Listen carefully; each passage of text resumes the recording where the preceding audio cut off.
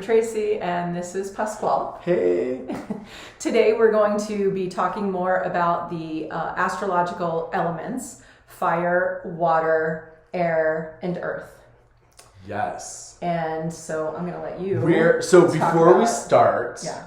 How many of you did the little exercise of checking what our strength or weakest element is? If you haven't, take a second, write it down. We'll give you a second. Are we going to share that now or later? No, we'll share it in a minute. Okay. Stay tuned. Okay. So what we're going to review first is Pasquale's going to talk about some of the strengths and weaknesses, right, that go along with how the elements match up and what that looks like, how that manifests in our life kind of behaviorally. Yes. So what you want to do is when you look at the little chart, you want to look at, just go across fire, how many elements, how many planets are in each of the elements, right? And just make a little number, right? So 4, 4, 3, 2, whatever that would look like, right? And by looking at that, it gives you a sense of kind of what is happening, right? I have found that people that have a lot of fire and a lot of air typically have anxiety. It's just a common thing, right? And sometimes because of the fire and air, depending on where the number is, it could be that I'm explosive before I get anxious, right? So the anxiety builds, I explode, right? That could be a sign of that. Would that also be people who kind of shove their emotions down and ignore it until they finally explode, and then it's overly intense? So the emotional side is that if you find that you have fire, air, with a water, right? And those are your three common, like, strong ones. And it could be 4-3-2, 4-3-3, 4-4-3, whatever, right? Like, I know I'm talking a lot of numbers, sounds like Friends, but not that way. But if you see that, it could mean... I remember that episode. It was a great episode. So, like, that right there could show you, like, I have anxiety. And when I explode, it gets into this depressive state, right? So I can go from an anxiety to a depression. Or if the element of water is stronger with a fire, that could be my emotions create my anxiety. Okay. Right? Or you can do a lot of air with a lot of earth, and that creates this nervousness, right? Like, I'm a nervous person. I know someone in my life who's, like, always nervous. Oh my God, that's going to be bad. It's like, no, it's going to be fine. We just got to balance your element. Is what my typical response is. But like those are, so there's different ways that the elements combined and working together will create or bring about things, right? And I always like to paint a picture with my clients when I do it, because I think sometimes it's the picture that kind of helps people understand, right? Yeah. So we're gonna talk through mine or yours first. We can do mine. Okay, so let's do Tracy's. Tracy, what is your strongest element? Water. Yes. How many got water? Good job. What is your missing or weakest element? Earth. Earth. Right? And if anyone knows Tracy, she created a beautiful facility at Free Spirit, right? And if you've been to Free Spirit, what's the one thing you see? Earth. It is earth. Everywhere. Like, it is a place to live. There is, like, animals, and there's trees and flowers and bushes, and her husband Dave is amazing in keeping it all going because it's a lot of work, but that's a lot of earth, right? And so if we go into yesterday's example, right, where is Tracy drawn, right? Well, she's drawn to the earth. And I grew up in South Florida. On the East Coast, always out on the boat, in the ocean, several times. Which is your comfortable element, right? So it's like the peace is there, right? So leaving that water and then being drawn to Arizona, where it's the hot desert, I never thought I would like it at all, but luckily I've come to appreciate the beauty, and I do feel much more stable and balanced. Totally, it creates the balance in you, right? So if we look at Tracy's, right? So she has, I'm going to paint the picture because this is always a good one, right? She has air, as air is a strong element for her, right? It's her second strongest. Her connection with people, right? And so if you know her, you know that she's easy to talk to. People always talk to her, right? So she has that air, right? And then she has fire, which is low. But the air and fire, what happens when air and fire connect? They balance each other? No, they explode. Oh. right? Air feeds fire. Dang. So it creates more fire. There's no balance here. Not yet. So it creates more fire, right? And so like the air and the fire create more, right? And it's not explosive in the sense that you explode and then like you get anxious. You just, the air will create anxiety for you. Yeah. Right? Well, and I do struggle with anxiety. It's much better now, but that's been kind of most of my life. And then also ADHD. Which is air and fire exploding. Interesting. Right? So you start to see that, right? So now let's paint the picture, right? So you have this air and fire exploding, right? Mm-hmm. Her strongest element is water, and she has zero earth, nothing. So where is she? I have zero balance. I have zero stability. No. In the picture, you're just underwater, right? You're underwater trying to get to the top because the fire is keeping you warm That's where I in would the water. prefer to be. Totally.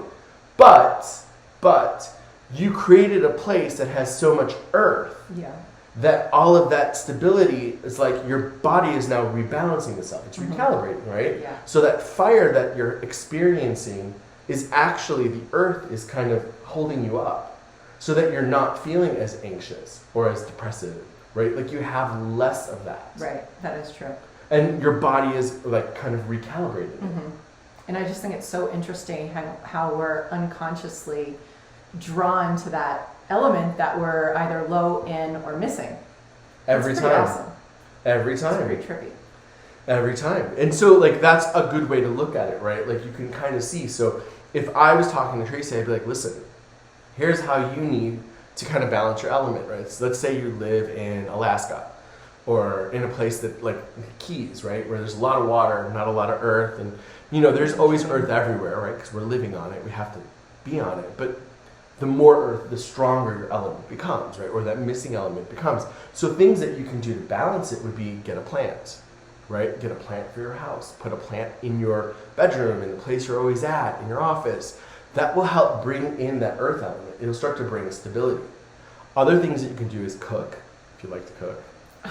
Earth people, no earth, no cooking. It's just a rule. They don't enjoy it. Things alive except for my animals. But animals bring in earth, right? Yeah, yeah. So you have that, right? Mhm. Like you create that balance just Yeah. by what you're drawn to. Right. And if anyone knows Tracy, she's an animal lover. She protects them all. And so like it's great, but that's her earth missing element, right? She's drawn to kind of that stability, creating stability. Right. It's a huge thing, Yeah. right? So now we'll talk about mine. How many of you have guessed what my missing element is and what my strongest element is? So my missing element is actually earth. I have zero. Nothing. We're both the same. We're both homeless. We don't know where we live. We have no purpose. I don't even know where I am. Don't half ask the us to time. hold on to $1 because we're going to spend it. Like, we have no earth. No, I will lose it. I won't spend Or it. lose it. I'll spend it. Give me $1, it's gone. I have Oh my lost it gosh. though too, because I'm like, where did I put that money? And then it always shows up in the wash, but it wasn't Okay. in my pocket before. I'm like, we'll find it. It'll turn up somewhere. Yes. That is not the earth element talking, I'll No. tell you that. No. Because earth people wouldn't allow that to happen, Mhm. right? But my weakest is earth. And so if you know me as a person, I have no stability. I am the least stable. Like there's no stability for me. I just will be real about that. He's like the flighty airhead that we were talking Yes. about in the So last what's my one. strongest element? I actually keep you stable, which is really sad. She does. It's the truth. Because of all those animals you have. You have all that life around you. I have no life. No, I do. I've created stability. But my strongest element is actually air. Mm-hmm. And so if you know me, like you drop me in the center of any room and I will be talking to at least one person. And then more people will just start talking to me and then they'll start telling me their life story. Some will start crying. It's just common. Like I will never forget the story of all the flights I used to take when I worked corporate. And I'd be on the flight going, I'm just going to watch Game of Thrones. And then the person people next to talking me to you. starts crying because they're sad. And I listen because I'm an air person, right? And I have no stability. So I'm just like, yes, that works, right? It's my life. But then my next strongest is actually a tie between fire and water, right? And so fire and air again create anxiety. It creates this burst, right? But the way mine is that because it's so strong, a lot of times if I blow up, it's an emotional outburst. And it's because my fire and water are so balanced that it creates that, right? But if you look at the picture, what does it mean for me? My air and my fire are so strong. I'm always in this balloon floating in the sky and typically feeling, right? Because the water is so strong in me that I feel, and I feel deeply. And so again, that's me being an empath, right? It's interesting too that we were both drawn to some like career professions. You're going to be drawn to like the thing that I feel like what we're drawn to feeds to our strengths of being able to connect with people and communicate. Yes. But also and feel and have that compassion. But there's also that it provides us that stability, because in doing therapy, we also have to maintain our own emotions in helping others. I mean, if a client starts crying, I can't allow that in and feel that and then start crying myself, because then it becomes about me. Yes. Right? So it's interesting that in our career choices, it's providing us that stability for our weaknesses. Yes, it's 100% true, and it's also our strength, right? Because like with both of us, air is pretty strong. Yeah. It allows us to connect to people easily, Right. right? So people, it's just comforting. It's good to have someone that you can talk to that is real. Yeah. Right. We're not like the stuffed And shirt. that's just very easy to talk Yeah, about. it just makes it simple. But I'll tell you, for me, one of the things that I've learned over the years, and people who've like known me over the years, for the like past 30 years, it's been a lot, my journey has really been a lot about creating that balance in my life, right? And so one of the funny stories I always share is when I was born, one of my aunts gave my parents a plant, right? On the day I was born, they gave them a plant. And it's this plant that like will live forever, right? And so, my mom raised it. She took care of it, and my mom, nurtured it, and it became this beautiful plant. When I moved out, she gave it to me. She's like, okay, it's your plant. Take care of it. 1 week. I was going to say, dead. I know where this story's going. I killed that so bad. And when I brought it back to my mom, she's like, because like my mom's very earthy.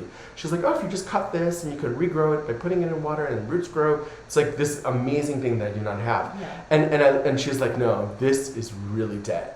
She's like, just throw it away. And I was like, oh my God, I killed the one thing that someone gave at the day of my birth, right? So I'm living longer than that plant. Horrible. But when I learned that I needed that plant, right? And naturally, I have no earth in me. So I'm not going to have stability. Plants aren't going to grow. Like I'm a horrible cook. Don't do it. Yeah. You won't enjoy it at all. I despise cooking. It's actually a job for me. I agree. But what I've learned is like I now have plants, right? And so like I had to bring plants into my life. And so I have plants everywhere I go. Even when I was working in the corporate field, I had a plant that I would always like keep at my desk, and on the weekends I'd bring it to the sun, and then I'd bring it back to my desk.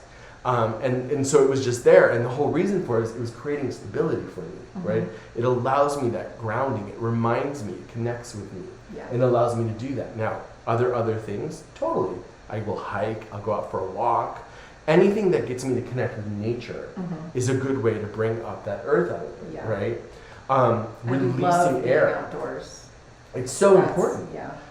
For someone who is lacking Needs earth or air, outdoors is great. Yeah. Right? Someone who's lacking water, go swim, right? Go to the beach. Make sure you take Or even a having bathtub. we have a little fountain. Like Fountains in are the house. amazing. Yeah. Or what about a fish tank? Fish are amazing. Like anything that has that element present. And what I always say is if you're going to incorporate an element into your life, like a fish tank, put it in a room where you spend all your time, right?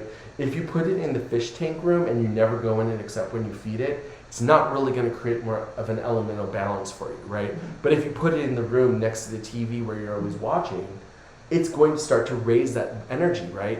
And so what you do is by raising these elements slowly, right, by incorporating them into your life, your other elements aren't working hard to balance you. Like overcompensate. So exactly, they're not overcompensating. So it becomes very, very simple, right? And so like one of the things that people always say to me is, wow, every time between sessions, you're not, like, you're good. Like, you don't really need a moment to leave. Or my intuitive clients who are with me are like, I don't feel the last person at all. Well, of course you don't, because I focus everything on me connecting with the earth, right?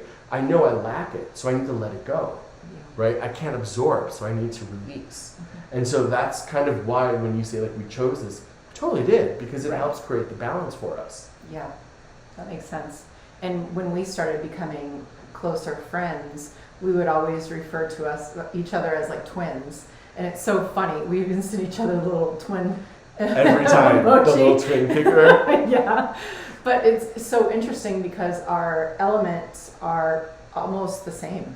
Yeah, they're very almost identical. Yeah. That's right. Which is great because it helps us get along. Yeah. But we have fun with each other and we understand each other without having to explain much. Yes. Which is nice. But we don't have a lot of balance between, like, we create balance because Yes. like Tracy likes to really get that earth element going and keep me really structured, which is amazing. Yeah.